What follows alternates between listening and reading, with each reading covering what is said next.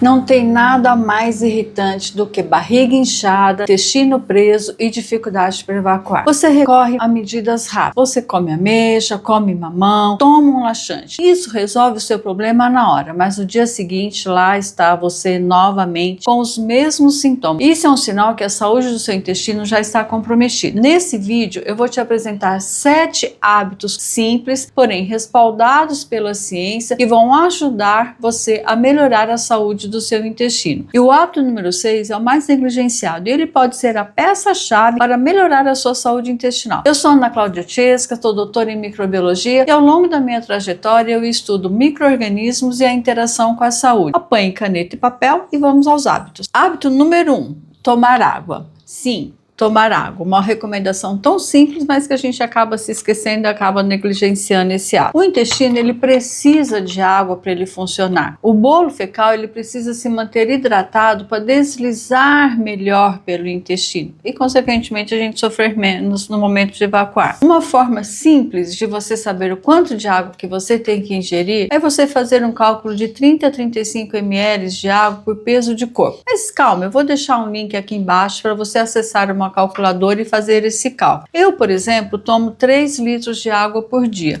No começo foi um pouco difícil eu dosar essa quantidade, eu me habituar com essa quantidade. O que eu fiz? Eu enchia minhas garrafinhas, o número de garrafinhas que eu tinha que usar, e ao longo do dia eu ia usando essa água e contando as garrafinhas que eu já tinha tomado. Uma dica para quando a gente tem um pouco de dificuldade, que a gente está no começo, é saborizar a água. Você pode colocar folhinhas de hortelã, casquinhas de limão, que fica muito bom, pedacinhos de gengibre, e isso vai fazer com que fique mais fácil você consumir essa água. Agora que começou o inverno, eu gosto muito de chás, então eu acabo substituindo parte dessa água comum por chás. Chá de camomila, chá mate, os chazinhos mais simples tem no mercado para a gente consumir. Com isso, eu bato a minha média de água que eu tenho que consumir. Fica a dica para vocês. Hábito número 2, controle da respiração. Nós temos no nosso corpo o chamado eixo intestino-cérebro. O que é isso? É uma conexão direta do nosso intestino com o nosso cérebro. Em situações de estresse prolongado, o nosso intestino pode sofrer. A motilidade fica mais lenta, pode até interferir na nossa microbiota. Não sei se vocês já passaram por essa experiência, mas muitas vezes, em alguma situação de estresse, o nosso intestino pode soltar, né? A gente tem um episódio de diarreia, ou muitas vezes o nosso intestino fica preso. Tem dificuldade de usar o banheiro, principalmente às vezes numa viagem, em hotéis, que até a gente se ambientar, até a gente se familiarizar com aquilo ali, o intestino entender que ele é para funcionar naqueles dias também, nós temos essa constipação intestinal. Isso para mim é muito frequente. Sempre que eu viajo, nos primeiros dias, para eu me adaptar, eu acabo sofrendo. Mas para amenizar, para diminuir um pouco esse estresse, eu uso a respiração 4-4-6. Não sei se vocês conhecem. Eu vou explicar para vocês como faço, depois nós vamos fazer junto. E o que é essa respiração? Você vai puxar o ar pelo nariz durante 4 segundos, segurar esse ar por 4 segundos e depois soltar o ar pela boca durante 6 segundos. E agora nós vamos fazer juntos. Então, a primeira coisa, puxar o ar pelo nariz por 4 segundos. Vamos lá. Segurar o ar por 4 segundos. Soltar o ar em 6 segundos.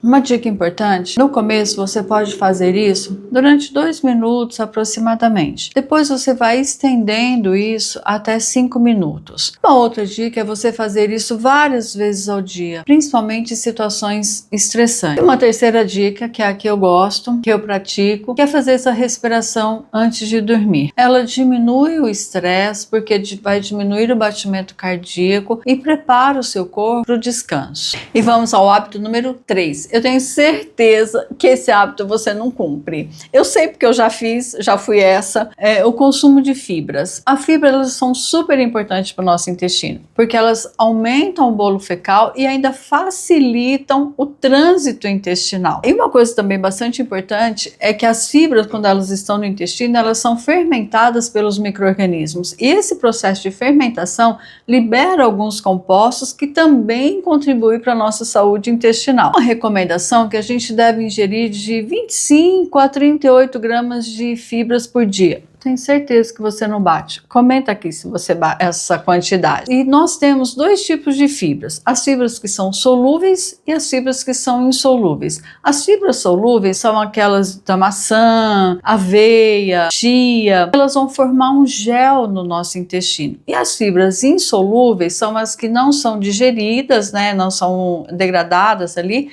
E elas aumentam o bolo fecal, que são de grãos, vegetais. Todas são extremamente importantes. Nós temos que prestar muita atenção num ponto, é que às vezes nós passamos a consumir mais fibras, mas esquecemos do consumo de água. Então, aumentar o consumo de fibras está diretamente relacionado ao aumento do consumo de água, senão você pode aumentar a sua constipação intestinal, tá? Só para vocês terem uma ideia, uma maçã tem 4 gramas de fibra. O que eu fiz no começo para eu bater minha meta? Além de vegetais, né? Eu passei a pesar a aveia. Então eu tinha os pacotinhos de aveia pesado e eu sabia que eu tinha que comer aquela porção, além de outras fibras que eu ingeria ao longo do dia. Então fica essa dica também para vocês. Vamos para o quarto hábito: atividade física. Será que você pratica? Eu fui sedentária durante a maior parte da minha vida. Eu posso falar que há 2, 3 anos que eu passei a ter uma responsabilidade mesmo com a minha atividade física. A atividade física não é importante só para o coração e para os músculos. Ela interfere também na motilidade intestinal. De uma maneira bem simples, eu vou te explicar o que acontece. Durante a atividade física, o diafragma, ele comprime o intestino e ele estimula de uma maneira mecânica a movimentação das fezes. E aí o que acontece? As pessoas sedentárias não têm esse estímulo mecânico e com isso seu intestino ele fica mais lento para funcionar. E não precisa imaginar uma atividade física intensa, uma musculação, uma caminhada, dança. O importante é você fazer isso com regularidade, você ter uma disciplina para fazer atividade física, né? O seu intestino também gosta de movimento. O corpo parado significa intestino mais lento. Então fica a dica, pratique atividade física. Vamos agora para o quinto hábito: ter uma diversidade na alimentação. É super importante você diversificar o que você come, né? Você introduzir na sua dieta vegetais, frutas, alimentos minimamente processados. Olha, eu estou falando de diversidade de alimentos saudáveis e não de fast food. Essa diversidade que você oferece está associada a uma maior resiliência da microbiota intestinal. O que é essa resiliência? É a capacidade que o micro-organismo tem de se adaptar a alguma adversidade. Por exemplo, um período que você tem que passar tomando um determinado medicamento, um antibiótico, por exemplo, uma mudança radical de alimentação, algum estresse. Então, essa microbiota intestinal aumenta essa resiliência dela e a reconstituição é mais rápida e ocorre a preservação da sua saúde intestinal. Por isso, eu recomendo que você introduza mais na sua alimentação os vegetais, alimentos consumidos crus, monte um prato no restaurante mais colorido, enfim, diversifique mais a sua alimentação. Agora vamos ao sexto hábito: o consumo de alimentos fermentados. Primeiro eu vou definir para vocês o que é um alimento fermentado. Alimento fermentado é quando o alimento passa por uma ação de micro-organismos vivos. Nós temos vários exemplos. E o que é interessante é que o alimento fermentado ele está na história da civilização humana desde os tempos mais antigos. Quando o homem nem sabia o que era processo fermentativo, ele já se utilizava da fermentação. E é claro que com a evolução da microbiologia, com a descoberta do microscópio, os alimentos fermentados, o processo fermentativo toma uma forma e ganha a importância na indústria de alimentos. O alimento passa por uma ação de um micro-organismo que vai mudar a textura, vai mudar sabor, vai mudar o odor, que agrada o nosso paladar, né, como consumidor. E é claro que esses alimentos mantêm algumas células vivas desses micro-organismos que são importantes para a nossa microbiota intestinal. Mas eu quero fazer duas considerações em relação ao alimento fermentado. O alimento fermentado que é produzido na indústria e o alimento fermentado que é produzido em casa. O alimento fermentado produzido industrialmente, ele nos oferece maior segurança em relação a não ter micro-organismos concorrentes, micro-organismos patogênicos, porque o processo na indústria é muito controlado, né? Laboratórios de microbiologia que controlam todos os lotes, os profissionais que estão atentos a todo aquele processo, é uma dimensão muito grande, porque são toneladas produzidas. Esse aspecto é muito bem controlado, mas alguns alimentos passam por um processo de pasteurização e os micro-organismos, lactobacilos,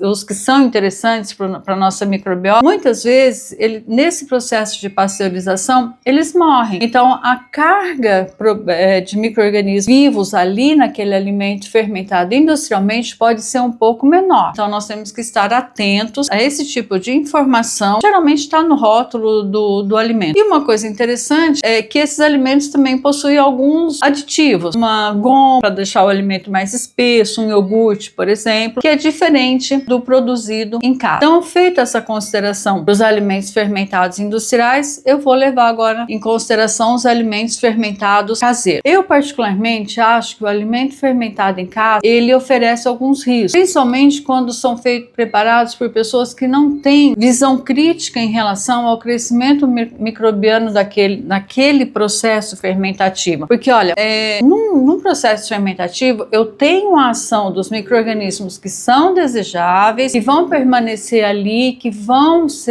trazer benefícios para minha microbiota, mas eu tenho os micro-organismos que são concorrentes. Dentro desses alimentos que facilmente a gente produz em casa, como chucrute, kefir, iogurte, eu posso ter o crescimento de micro-organismos concorrentes que são patogênicos e que aí vão colocar em risco a nossa saúde. Por exemplo, um alimento que é bastante utilizado é o iogurte natural. Apesar de ser um alimento simples, 2 ingredientes apenas, tem uma variedade de receitas na internet, tem uma situação bastante negligenciada, que é a falta da segurança na produção caseira desse produto, porque ele é um alimento fermentado. E aí você tem um alimento que é um meio de cultura para todos os tipos de micro-organismos, para aquele benéfico que vai provocar a fermentação desejada, mais micro-organismos indesejados, que podem também ser patogênicos, como uma listéria, um estafilococcus, uma Escherichia coli, que pode te levar até a óbito, a abortos, comprometendo a nossa saúde. Pensando nisso, eu vou deixar um link aqui embaixo para você ter acesso ao material que eu preparei sobre isso. Então clique no link da descrição para você obter o material e vamos para o hábito de número 7, dormir melhor. O sono ele não é importante somente para uma restauração física nossa, mas ele influencia no nosso metabolismo, no nosso sistema imunológico e até na nossa microbiota intestinal. E por isso você tem que dar atenção a esse hábito. E eu vou te dar algumas dicas para você dormir melhor. Coisas que eu faço e que para mim faz muito bem. Um banho quente antes de dormir, um chá quente, 1 hora mais ou menos antes você fazer um detox das telas, ou seja, você se afastar do computador, se afastar do celular, desligar a televisão, criar um ambiente que seja favorável para você ir diminuindo a sua agitação. Usar um olhinho essencial também é bastante recomendado. Com isso, você vai ter uma noite mais tranquila. E uma dica bastante valiosa aqui é você voltar no hábito 2 e colocar em prática. Se você não sabe qual é, volte no item 2 que você vai aprender. Lembre-se, seu intestino não depende de uma ação milagrosa, mas sim de hábitos que você adota todos os dias e não esporadicamente. E agora vamos ao resumo de todos os hábitos. Tomar água, dormir melhor, acrescentar alimentos fermentados, diversificar a alimentação, controlar o estresse e atividade física. Se você gostou desse vídeo, compartilhe, dê o seu like e se inscreva no canal. Até breve!